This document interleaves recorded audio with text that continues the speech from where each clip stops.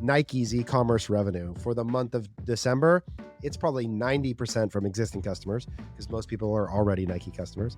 And then it's a bunch of organic demand, and then it's paid demand because that's what brand does for you. Most e-commerce businesses are what we call the upside down layer cake, where their largest section is actually paid new customer acquisition, then organic, then new customers. And that's early stage businesses. And so we're trying to help them think about inverting that idea. A healthy, sturdy layer cake is one that moves in that direction. This episode of the Ecommerce Playbook podcast is brought to you by Wayflyer. Their revenue-based financing is faster and more flexible than traditional funding options, allowing you to get approved within hours and have cash in your account within days. You can learn more at wayflyer.com or with the link in the show notes. Hey everyone, welcome to the Ecommerce Playbook podcast. I'm your host, Richard Gaffin. I'm joined, as always, by the CEO of Common Thread Collective, Mr. Taylor Holiday. Taylor, how are you doing? A little tired, Richard. My daughter was not well last night, was up and providing minimal sleep opportunities to us parents, but I'm going to bring the energy anyways. I'm going to champion through it.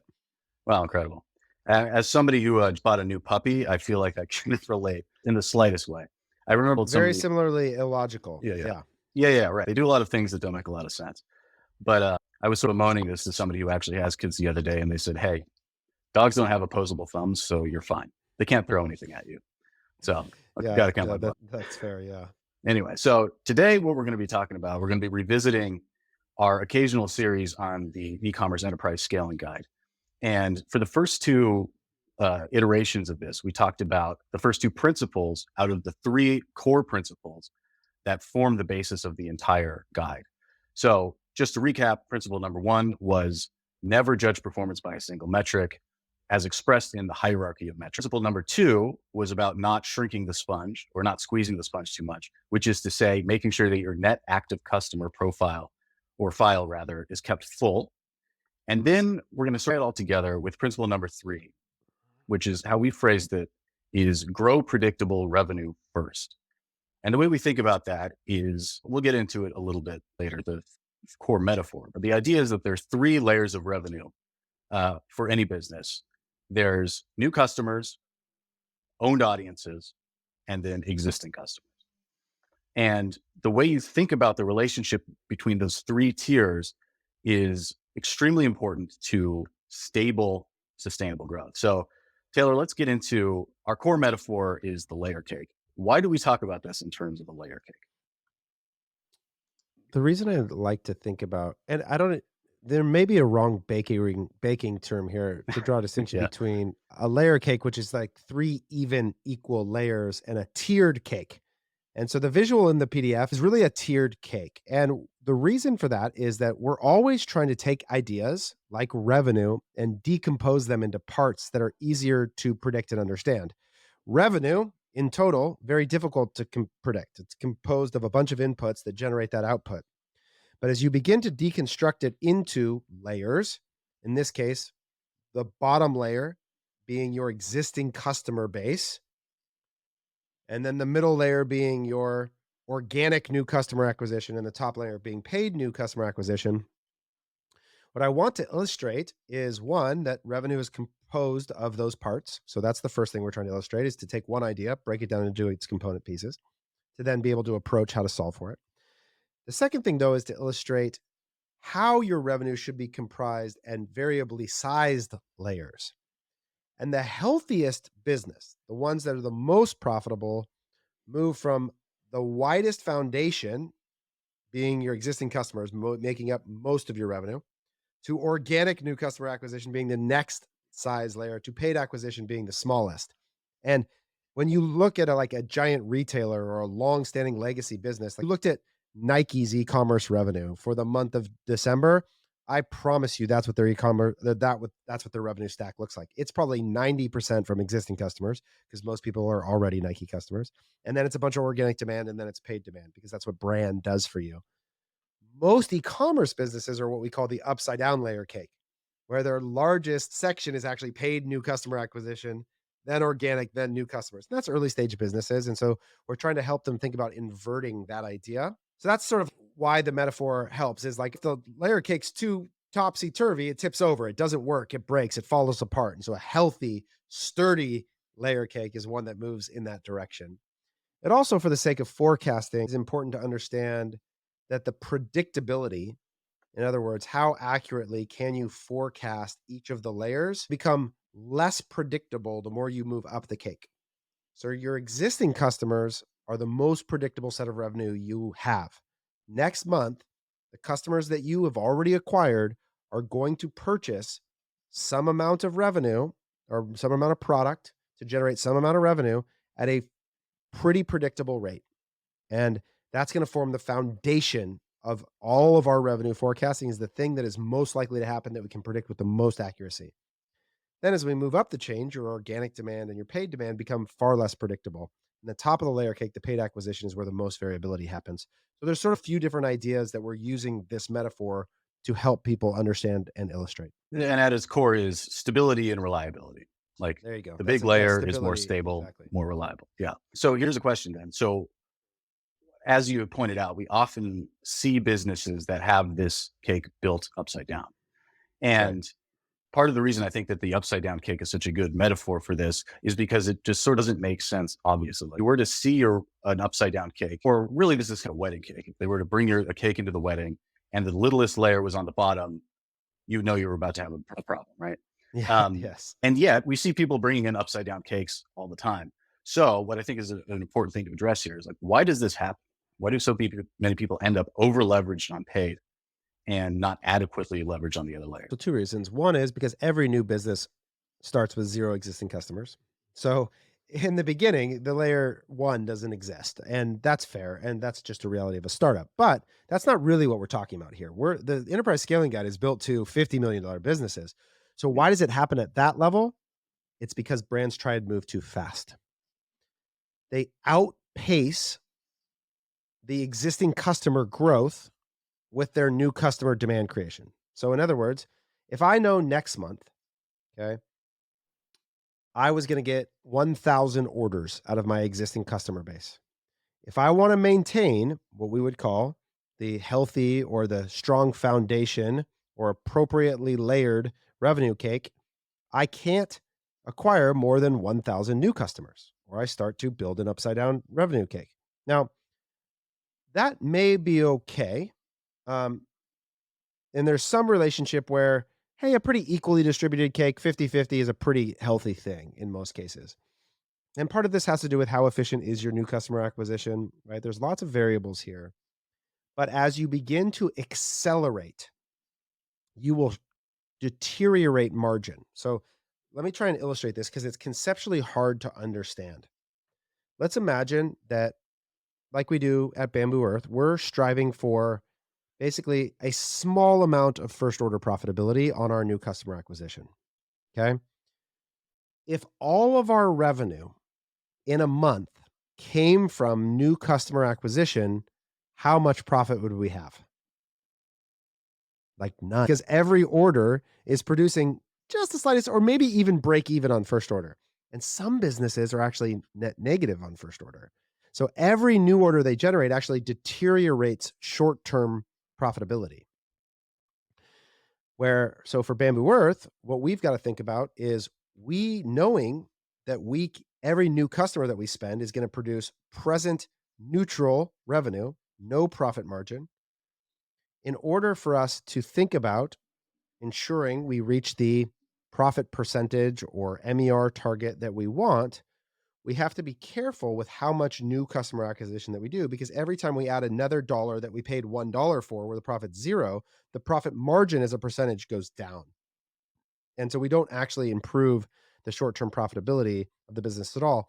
And that's fine, because your profit in total dollars is going to basically be whatever your existing customer base produces. And net neutral is still going to be pretty good. Where it becomes really dangerous is when brands are willing to take a first order slight loss. Then they have to be really careful, because they can be really destructive to both cash and profitability. If every month they're going out and generating more negative contributing orders, you'll actually never catch up. Even though you're modeling this LTV to CAC that works, you'll destroy cash in the short term and potentially go out of business. Well, one other thing I wanted to point out, we can maybe have the edit team put a graph up here as well, but at the core of this problem that we've been talking about in the scaling guide, which is that we used to do these things that worked. Now those things that worked don't work anymore. What do we have to do? And part of that is that when you reach this annual revenue, you've already tapped out the majority of people That's right. Yeah. who are early adopters of your product, right? So you hit this hump where the people who are going to buy have sort of bought, and all of a sudden getting more people to buy and expanding the market becomes more expensive.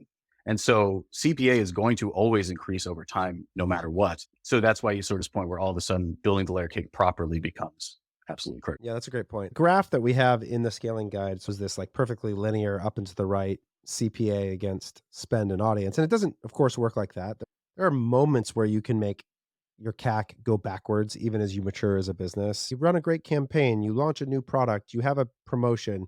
There's all sorts of like in trend, it's up and to the right. Right. So what happens is, even if you desire to maintain the same amount of new customer acquisition, even if you aren't trying to scale aggressively, you're trying to spend $100,000 every month, the amount of new customers that you're going to acquire decreases over time, right? As your CPA rises. And so what can happen is, if you say, hey, we want to get 5,000 new customers every month, the cost to do that is just going to keep going up and up and up and up. And so your profit in the short term is going to go down and down and down, especially when you outpace. Like, a simple bit of math is like, if you produce 30%, or let's say 10% LTV increase within 30 days. In other words, you acquire $100 worth of revenue, you would generate an incremental 10% within the next month. If you increase your new customer acquisition beyond that rate, you will outpace the marginal expansion. Okay, because your existing customer file can only grow at the rate of that time value of the customers you acquire. That's a little hard to do it. And if we had a whiteboard, I could sort of draw this idea. But if I go from spending $100 to $120, but the customers I acquire went from 100 to 110, do you see how I'm like Yeah. reducing the margin? I'm increasing the cost, right? So you have to think about, how quickly do I realize LTV is going to determine how fast I can scale my customers. And the more LTV you have, the faster you can scale your new customer acquisition. But a lot of brands, that's not really the case. And they have slower LTV. And they probably need to spend more time building a slower business and think about letting the organic demand and existing customer demand build over time before they try and ramp up the paid demand. Yeah, that makes sense. And speaking of which, like that is frankly underutilized to build that foundation is the middle layer, right? Which is new That's customers right. acquired via organic channels. That's right. And our retention team bemoans this all the time, which is that email is very underserved. Or is thought of rather as like, this is a technology from the 90s. We're not going to spend too much time thinking about this. We've got our templates, we've got our one or two automations, we'll hit go, and that'll be it. But there's real benefit here, right? To Yeah. subsidize that CPA, even if your existing customer base or your LTV, or rather your LTV incremental growth isn't large enough to support that CPA, right? Yeah, that's exactly right. And so when we say organic, I think it's important to define, we're speaking in sort of Google Analytic channel terms. So Google Analytics will break channels down into like paid search, paid social, organic search, direct, referral, email. And so when we think about what are the organic versus paid channels, the organic channels are the traffic sources that you're not paying for on a pay-per-click basis. So again, organic search, organic social, referral, direct, and email. Those would be the five organic channels. Now, of course, somebody's like, well, you're paying for some of those somewhere. But in terms of like direct relationship between a click cost and that visit, they don't have a relationship. And so email, like a simple way to illustrate this is, let's imagine you have a welcome pop-up email, or an email capture pop-up for non-customers on your website.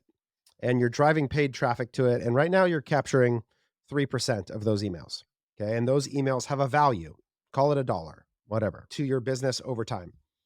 If you improve that email capture from 3% to 5%, a 40% increase in the total number of emails that you acquire, the amount of revenue that you will get out of that organic email channel for not yet customers, we're talking about new customer acquisition here still, will go up dramatically over time in a way that will increase that middle layer for you. And so that's like a little illustration of a channel that makes a big difference on how much future value you're going to capture, um, and in ways that you can improve it.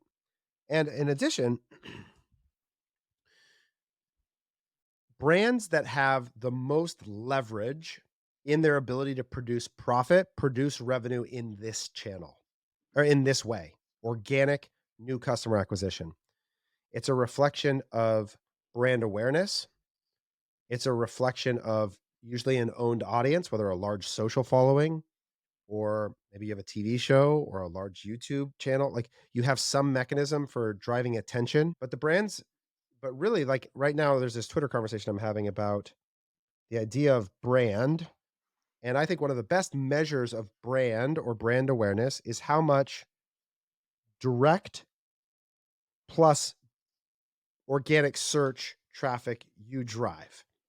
Like the trend line of that is a measure of your organic brand awareness. And so there are ways in which that middle layer, those brands, they outperform all the other brands in the other layers too, usually. And so the signal, the middle layer is really this underrated signal of the overall health and potential of the business to produce highly leveraged revenue or profit, really. Have any quick tips for how to improve that sort of middle layer? Because I can imagine somebody coming into this, maybe their brand's organic search position isn't that great. They're not a Right. household name yet, but maybe they will be someday. Is it just more email sends or yeah? Email is we used to like when I was running if I was running com for a brand, I would have channel traffic and revenue expectations every month and strategies deployed accordingly. So if I think about organic search is the strategy there is SEO. SEO can come in a lot of forms. That can be like keywords related to your product. You sell lawnmowers and you want to win terms of people searching for the best lawnmower, and you're going to write a blog and try and capture the SEO. At CTC, that's trying to win the best e-commerce agency and trying to drive traffic to our website with articles. That's content marketing, right? That's a strategy that's important. There's also like really clever ways that there's a long tail game here. Like one of the best stories about this is I'm trying to blank the masterclass. Mm. Masterclass, if you look up like how to cook some random recipe, like you'll find articles for masterclasses chef courses with their top chefs. They basically went into all of these really niche long tail searches that weren't directly related to masterclass. How much pepper to put in a soup? They took this volume of content production and grabbed up this ton of long tail keywords to build a mountain of organic traffic to their website. It's a brilliant strategy, right? Like that organic search is a whole game that you can play for opportunities. Where influencer marketing is a strategy on the organic social side. How do you drive demand for your business on the organic social side? You get people to post on social about your brand all the time, and they are making content and driving awareness and doing all of those things. So I swear to God, every person I follow on TikTok is suddenly like trying to hawk a Ridge wallet to me. I'm like, it's the run gum guy. And then all of a sudden he pulls out a Ridge wallet, and it's like this arm wrestling guy. And then all of a sudden he pulls out a Ridge. It's just like, it's literally everywhere. And they're not ads. It's just this repeated brand awareness that eventually drives intent when someone goes to buy a wallet. And so that's organic social and that referral source. And then there's referral, which is like getting your link onto a bunch of websites. It's backlinks. That's a big part of our business, right? How many places in the world can people click on commonthreadco.com or yourbrand.com? The more places it has the potential to be clicked, the more times it gets clicked generally. So building backlinks and referral sources, that's PR is another example of that. That's a whole strategy, right? Generating PR drives backlinks and referrals to your website, helps reinforce SEO, drives brand awareness. Like it does all of those things together. And so there's a whole subset and genre of marketing efforts that go into driving those channels. And that's sort of why you get to this old idea that there's no such thing as organic anything. Everything is paid for. It's just a distinction in meaning pure PPC versus more funnel marketing efforts. There's no spend. There's no cost that scales with volume or whatever, right? That's right. There's not a perfect linear relationship. Yep. Okay. So one thing I did want to mention or talk about is that, and let me just play this out because I don't know if this is actually a contradiction or not. And I don't think ultimately it is, but we spent a lot of time on the last iteration of this particular, or talking about the scaling guide rather, talking about not squeezing the sponge. And then we pivot immediately into part 3, which is do build up your existing customer base. So I guess there's not necessarily a contradiction there, but there is a certain amount of care that needs to be taken to grow or take advantage of the existing customer base without over leveraging. There's a version of this where if that 3-layer cake doesn't have a top on it, that's also a problem. This is where maybe the Yeah, metaphor for kind sure. of breaks down a little bit, because like there's no trickle down effect on a cake. But so yeah, maybe we can do that, like thinking about taking advantage of your existing customer base without underserving the top layer of the cake. So I think this is where we get into this idea of why the net active customer thing helps build a visual data relationship between this idea. So the reality is you're always squeezing the sponge, right? Like you are always squeezing it lightly, and you're squeezing it as hard as the water is coming in. As fast as the new customers are coming in, the harder I can squeeze and realize the value now because I have more. My sponge never dries, right? Like that's the key here is that there's a flow in both directions, like in the acquisition of customers and the realization of their value. The acquisition of customers, which generally isn't a value capturing activity, to the actual value capture of those customers. Like acquire customers at basically break even, realize their value. Acquire customers at a small profit, realize most of their profit. And the key is to just do that in proportion to each other, right? Is to have this healthy, steady state of one over the other. It's funny. I was just on a Statless Jam for the admission community, and one of the brands was like, we beat our revenue expectation in the month of November by 100%. And of course, everybody's like, oh, awesome. Way to go. And then he's like, "Yeah, I don't know. I think it might be bad. Like, I'm in the warehouse. I'm exhausted. Our customer service team is backloaded. We haven't been able to fulfill orders. We're not." And it was basically like Facebook worked way better than we thought. And it's like, well, why is that a problem? Problem because you broke the expectation of the thing. And so you deteriorated the experience potentially. And now you went over dependent on the flow. Like the sponge couldn't absorb the water basically in some ways. And so Mhm. the system isn't actually built. And so what I like about this sort of a sponge is sort of beautiful ecosystem that if there's too much water, it just sort of spills over. And if there's too much squeezing, then it dries out. And so what you want is this saturation. And that's like the perfect growth rate for the business is this healthy, sustained marginal value that has both new customer acquisition expectation and existing customer revenue expectation. And so every month, you can't just have a revenue goal. You have to have customer level goals as well. And that's what this is really intended to help you illustrate to avoid creating excess in either direction. Yeah, actually, I was going to say, like, we can unpack that a little bit, because yes, there is such a thing as winning too hard, and part of like you're pointing out, what this helps with is showing you what revenue is reliable and what revenue is less reliable, and where you should rather not only is the bottom layer of the cake a foundation for revenue, it's also a foundation for your forecasting and for making sure you don't get into those situations. So maybe you can talk through that a little bit. When I go to, I'll use our business and I'll come back as an illustration of another business. Every month, we have an expectation of a certain number of new customers that start at CTC. We use that model to plan the service side of our business. How many employees do we need in order to service that number of new customers?